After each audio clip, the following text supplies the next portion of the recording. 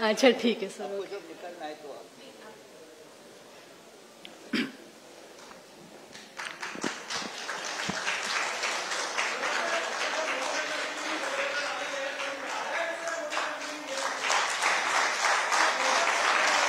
मुंबई मराठी पत्रकार संघात हा हुकुमशाही म्हणजे सध्याच्या हुकुमशाही विरुद्ध तुतारी फुकण्यासाठी हा कार्यक्रम आपण घेतलेला आहे।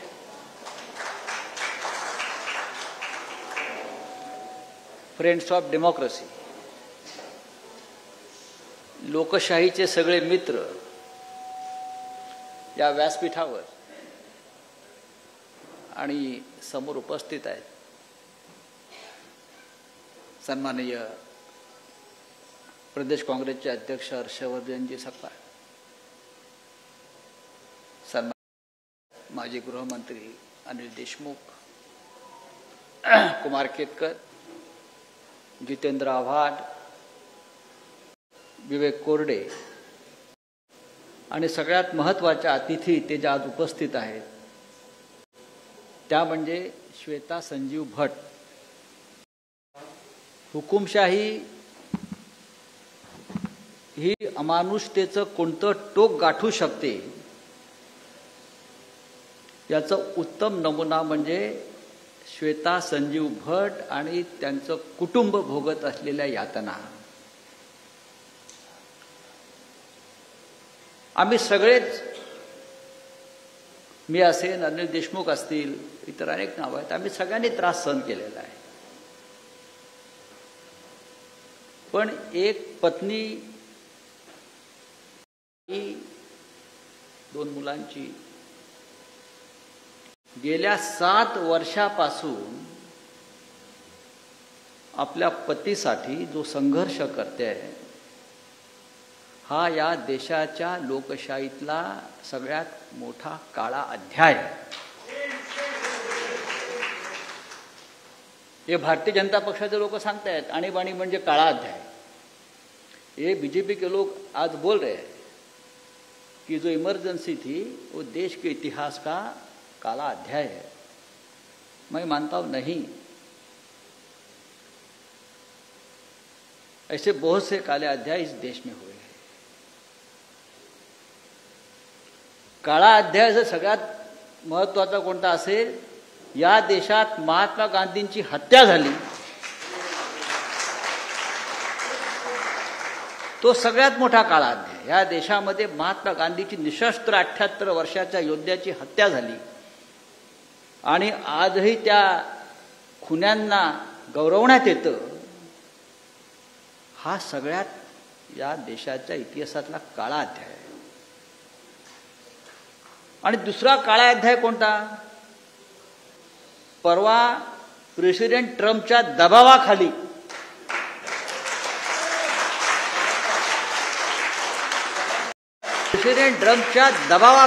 या देशाचा पंतप्रधान सरेंडर झाला। हा त्यापेक्षा मोठा काळा अध्याय। आम्हाला आणीबाणी काय सांगताय? आणि त्यानंतर मी सांगेन की श्वेता भट यांच्यासारख्या महिला जो संघर्ष करतात त्यांच्यावर जो अन्यायाचं, अत्याचाराचं बुलडोजर फिरवला जातोय तो सुद्धा काळा अध्याय है। और हम सब आपके साथ हैं। आज मैं इसलिए यहां आया हूं क्योंकि मैंने आपका नाम भी देखा कि आप आ रही है। जब मुझे कहा गया कि आप आ रही है, श्वेता संजीव भट आ रही है इस प्रोग्राम को, तो बोला मैं जरूर आऊंगा और हम सब की जिम्मेदारी है। पण एक सांगतो, या देशाच्या सध्याच्या पंतप्रधानांनी कितीही प्रयत्न केले, किती अघोरी कृत्य केली, तरी या देशातली लोकशाही अशी मरणार नाही, तिची हत्या करता येणार नाही। कारण आजही या देशामध्ये एक जिवंत समाज आहे। आणि जो या सरकारला प्रश्न विचारायला घाबरत नाही, सरकारच्या दहशतीला घाबरत नाही, प्रसंगी तुरुंगात जायला तयार आहे आणि मरायलाही तयार आहे. इंदिरा गांधींनी जी आणीबाणी जाहीर केली ती देशाची गरज होती असं मी मानतो. त्यावेळेला जयप्रकाश नारायण असतील, मोरारजी देसाई असतील, त्यावेळचे नेते, ज्येष्ठ नेते, तुम्ही सरळ सरळ सैन्याला आणि पोलिसांना सांगता सरकारचे आदेश पाळू नका, सरकारचे आदेश पाळू नका. हे जेव्हा सांगता तेव्हा तुम्हाला देशामध्ये अराजक निर्माण करायचं आहे आणि त्या अराजकाच्या मागे कुठली तरी परकीय शक्ती काम करते. त्याच्यामुळे देशातला कोणताही पंतप्रधान असेल, राष्ट्रपती असेल, अशा वेळेला राष्ट्राच्या अंतर्गत सुरक्षेसाठी संविधानानं दिलेल्या सेक्शन 352(1) हा संविधानाने दिलेला अधिकार आहे आपल्याला. डॉक्टर आंबेडकरांनी देशाला, सरकारला, देशाची अंतर्गत सुरक्षा जेव्हा धोक्यात येईल, अराजक निर्माण करण्यासाठी प्रयत्न केले जातील, देश तोडण्याचे प्रयत्न केले जातील, तेव्हा अशा प्रकारे आणीबाणी जाहीर करण्याचा अधिकार संविधानाने दिल्यावरती याला काळा अध्याय म्हणता येणार नाही. मग संविधानाला तुम्ही काळा अध्याय म्हणताय, तुम्ही संविधानाचा अपमान करताय. इंदिरा गांधींनी संविधानाच्या अखत्यारीत राहून अत्यंत कायदेशीर मार्गाने केलेली कृती होती आणि मागच्या 11 वर्षामध्ये जे अघोषित आणीबाणी सुरू आहे याला खरं तर देशाच्या इतिहासात काळा अध्याय म्हणाला.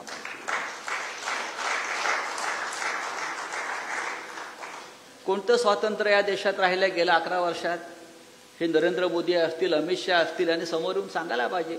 या राज्याचे मुख्यमंत्री देवेंद्र फडणवीस आहेत, त्यांनी सांगायला पाहिजे. कोणाचा आवाज दाबला, कोणाचा आवाज दडपला. या 11 वर्षातल्या अघोषित आणीबाणीनं काय काय नाही पाहिलं. गुजरातमध्ये पटेल आंदोलन पाहिलं. आप इमरजेंसी की बात करते हो, ये अघोषित में हम गुजरात में सबसे बड़ा पटेल आंदोलन हमने देखा और बाद में यही पटेल आंदोलन का नेता हार्दिक पटेल को भी आपने खरीद लिया. जो सबसे बड़ा युवा नेता इस देश में उभर रहा था, आप उसको भी पकड़कर अपने पार्टी में लाए. ये भी इमरजेंसी है. हरियाणा और उत्तर प्रदेश में हमने जाटों का सबसे बड़ा आंदोलन देखा है. महाराष्ट्र में मराठा आंदोलन देखा है. राजस्थान में गुर्जरों का आंदोलन देखा है. और ये सभी आंदोलनों को आपने कुचल दिया है. ही सर्व आंदोलनं आपण चिरडून टाकलेली आहेत. आणि ही आंदोलनं का झाली तर त्या त्या वर्गाचं हक्क आणि अधिकार आपण मारले. नोटबंदी, नोटबंदी काय? नोटबंदी सारखा हुकुमशाही आणि अत्याचारी प्रकार जगात दुसरा झाला नसेल. जगातला सगळ्यात मोठा अत्याचार हुकुमशाही कुठली असेल तर ती या देशात प्रधानमंत्री मोदीनं तुगलकाप्रमाणे जाहीर केलेली नोटबंदी आहे.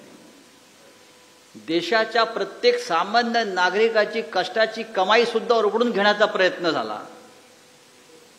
पुढले कित्येक महिने लोक बँकांच्या रांगेत उभे होते. आपल्या हक्काचे पैसे, कष्टाची कमाई, बचत मिळवण्यासाठी धडपडत होते. त्यातच ते मेले. ही हुकुमशाही नाही तर काय? यालाच फॅसिस्टपणा म्हणतात ना, दुसरं काय आहे? सामान्य माणसानं तुमचं गुलाम व्हावं, रुपया 2 रुपयासाठी तुमच्या दारात उभं राहावं, ही हुकुमशाहीच आहे. दिल्ली आणि हरियाणाच्या परिसरात 2-2.5 वर्षे शेतकऱ्यांनी आंदोलन केलं. हे आंदोलन आम्ही या काळामध्ये पाहिलं. शेतकरी काय करत होते? 3 काळ्या कायद्यांना विरोध करत होते. ज्या कायद्यानुसार शेतकऱ्यांची जमीन शेतकऱ्यांची राहणार नव्हती, ती कदाचित खाजगी लाडक्या उद्योगपतींच्या मालकीची होणार होती. शेतकरी हमीभावासाठी आंदोलन करत होते, पण ते आंदोलन सुद्धा चिरडण्याचा प्रयत्न झाला आणि त्यात सुद्धा शेकडो शेतकरी मारले गेले आणि सरकार शेवटपर्यंत द्रवलं नाही. आता हे इमर्जन्सीवाले विरोधक असं सांगतायत की त्या काळामध्ये आणीबाणीच्या 18 महिन्याच्या कालखंडामध्ये विरोधी पक्षाच्या नेत्यांना अटक झाली. काही लोक त्या लायकीचेच होते, ते कधीच सुटायला नाही पाहिजे होते, तर हा देश खूप पुढे गेला असता. पण मी असं विचारतो, गेल्या 11 वर्षात या मोदीच्या काळात विरोधी पक्षाचा असा कोणता नेता आणि कोणता पक्ष आहे ज्याचा भारतीय जनता पक्षाच्या हुकुमशाहीनं छळ केला नाही? सांगा, असा कोणता पक्ष दाखवा मला. शिवसेना असेल, काँग्रेस असेल, अगदी गांधी परिवार असेल, राष्ट्रवादी काँग्रेस असेल, आम्ही सगळे असू, राष्ट्रीय जनता दल असेल, लालू यादव असतील, हेमंत सोरेन असेल, केजरीवाल असतील, ममता बॅनर्जी आहेत, ओमर अब्दुल्ला आहेत, हा असा कोणता पक्ष नाही की ज्यांना तुरुंगात टाकलं नाही या लोकांनी आणि ज्यांचा छळ केला नाही. तुम्ही आणीबाणीतल्या गोष्टी 18 महिन्यातल्या आम्हाला सांगताय ना. वर्षानुवर्ष लोक अडकलेत. हे समोर एक ज्वलंत उदाहरण आहे.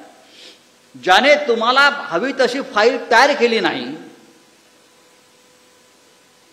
हा रेकॉर्ड केला नाही म्हणून संजीव भटना तुरुंगात टाकल्या 7 वर्षापासून तो माणूस आहे, त्याला जामीन मिळू दिला जात नाही. आणि या सगळ्याचा वापर करून दहशतीचा तुम्ही काय केलं? तर सरकार पाडली, विरोधी पक्षाचे आमदार खासदार विकत घेतलेत, शिवसेना आणि राष्ट्रवादी काँग्रेस सारखे मूळ पक्ष हे कोणाच्या तरी हातात तुम्ही सुपूर्द केलेत दादागिरी. ही इमर्जन्सीच आहे ना. निवडणूक आयोग तुमच्या टाचेखाली आहे, न्यायालय तुमच्या टाचेखाली आहे आणि तुम्ही हवा तो निर्णय देताय. हुकुमशाहीच्या पुढली गोष्ट आहे. ईडी, सीबीआय, इन्कम टॅक्स यांनी असंख्य लोकांवरती खोट टाकल्या. ज्यांच्यावरती केसेस टाकल्या त्यातले बहुसंख्य लोक नंतर स्वतः घेतले. त्यात दाऊद इब्राहिमचे लोक सुद्धा आहेत, है ना. जितेंद्र आव्हाड जी ज्यादा बता सकते हैं, उनके पार्टी के सब दाऊद इब्राहिम वाले सिक्का वाले लोग कैसे आज मोदी के साथ बैठे हैं. ही एक निरंकुश सत्ता आमच्या हातामध्ये आणि आम्ही काही करू शकत नाही. असंख्य विद्यार्थ्यांच्या आंदोलनावरती लाठीमार होतोय महाराष्ट्रात, देशात, सर्वत्र. वर्षानुवर्ष लोक जेलमध्ये आहेत, वर्षानुवर्ष. संजीव भट हे एकच उदाहरण नाही. सिद्दी कोपन किती वर्ष जेलमध्ये होता? त्याचा काय? पत्रकार सिद्दी कोपन, त्याचे वडील वारले तरी त्याला अंत्यसंस्कार दिले. शार्जिल इमाम, उमर खलीद, साईबाबा, त्याच्यावरती शेवटी कोणताही गुन्हा सिद्ध झाला नाही. किती वर्ष जेलमध्ये होता. स्टेन स्वामीला तुरुंगात चष्माही देत नव्हते. 80 वर्षाचा म्हातारा, स्लीपर देत नव्हते. 80 वर्षाचा 80 इयर्स ओल्ड स्टेन स्वामी, झारखंड का सोशल वर्कर, यहाँ ही जेल में मर गया, मारा दिया उसको. ही आणीबाणी नाही तर काय? आणि ही कायदेशीर आणीबाणी नाही. मी कायदेशीर आणीबाणीचं स्वागत करतो. इंदिरा गांधींनी आणीबाणी जाहीर केली, त्या संसदेमध्ये गेल्या आणि संसदेची मान्यता घेतली. इथे पेहलगावच्या हल्ल्यानंतर आम्ही सगळे खासदार 1 दिवसाचं अधिवेशन मागतो आहोत. देशावरती हल्ला झालाय, 26 लोक मारले गेले, सिंदूर पुसला गेलाय. प्रधानमंत्री जी एक स्पेशल सेशन ले लो, आप बात करने दो क्या हुआ है. प्रधानमंत्री जी देश को बताइए आप सरेंडर क्यों हो गए. लेकिन इंदिरा गांधी पार्लियामेंट में गई, त्यांनी इमर्जन्सीवरती विरोधकांची टीका पण सहन केली. ही कायदेशीर मार्गाने केलेली कारवाई आहे. आता हे लोक म्हणतात की त्यावेळेला अभिव्यक्ती स्वातंत्र्याचा गळा घोटला, वृत्तपत्रांवरती टाळी लावली वगैरे असं म्हणतात. स्वतः आमच्या मार्मिकला टाळं लावलं होतं. हमारे भी अखबार को ताला लगाया था, फिर भी मैं यहाँ खड़ा हूँ. मार्मिक को, बाला साहब ठाकरे एडिटर. लेकिन जिसने मार्मिक को ताला लगाया वो शंकरराव चौहान के बेटे आपके पार्टी में है, अशोक चौहान. शंकरराव चौहान मुख्यमंत्री थे और मार्मिक को ताला लगाया, इमरजेंसी. अब बोलो ठीक है, लेकिन जिसने लगाया उसका जो बेटा है अशोक राव चौहान, वो अब भारतीय जनता पार्टी और मोदी जी के बहुत खास आदमी बन गए. उस वक्त तो त्यावेळेला तुम्ही स्वातंत्र्य म्हणता, आज तुम्ही सगळा मीडिया विकत घेतलाय. सगळा तुम्ही कोणताही मीडिया घ्या, तिथे मोदींचा लाडका मित्राचा शेअर आहे. पहा तुम्ही एनडीटीव्हीचं काय झालं. एनडीटीव्हीचे मालक प्रणव रॉय यांच्या घरावर छापे पडले. ईडी, इन्कम टॅक्स, सीबीआय तपास, त्यांच्यावरचे आर्थिक घोटाळ्याचे आरोप झाले. आणि अचानक एक दिवशी गौतम अडाणीने एनडीटीव्ही विकत घेतला. एनडीटीव्ही विकत घेतला आणि त्यानंतर प्रणव रायवरच्या सगळ्या केसेस क्लोजर रिपोर्ट, ताबडतोब क्लोजर रिपोर्ट. खेळ खतम. एक तर प्रणव रायवरचे आरोप खोटे होते, प्रणव राववरचे आरोप खोटे होते, किंवा प्रणव रॉय याच्याशी तुम्ही काहीतरी डील केलं. पण प्रणव रायचा चॅनल ताब्यात घेण्यासाठी तुम्ही त्याच्यावरती झाडी टाकली. मुंबईचं विमानतळ अडाणीला दिलं. त्यासाठी तो जीविकेचा रेड्डी त्याच्या डोक्याला रात्री बंदूक लावली, सही कर नाहीतर ईडी तुला घेऊन जाईल.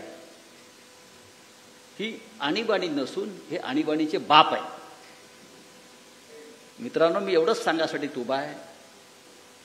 ती आणीबाणी 18 महिन्याची होती, त्याला 50 वर्ष झाली.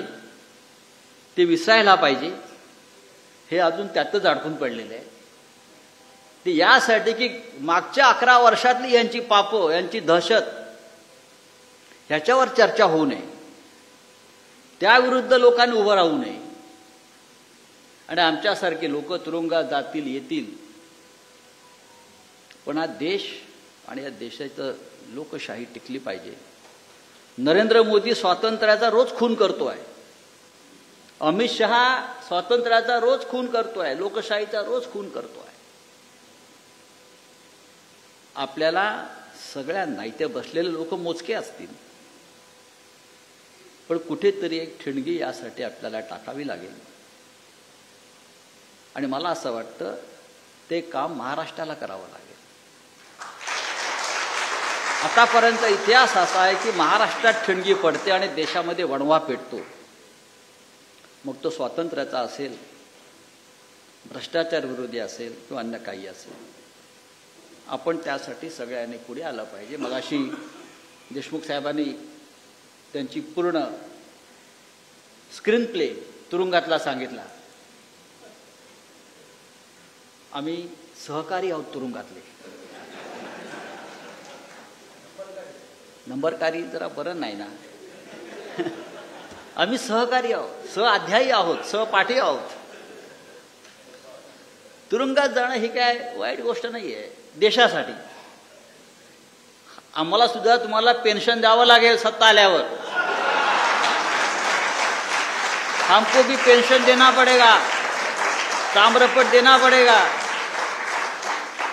अब 18 साल जो जेल में थे उनको लोग पेंशन दे रहे डबल.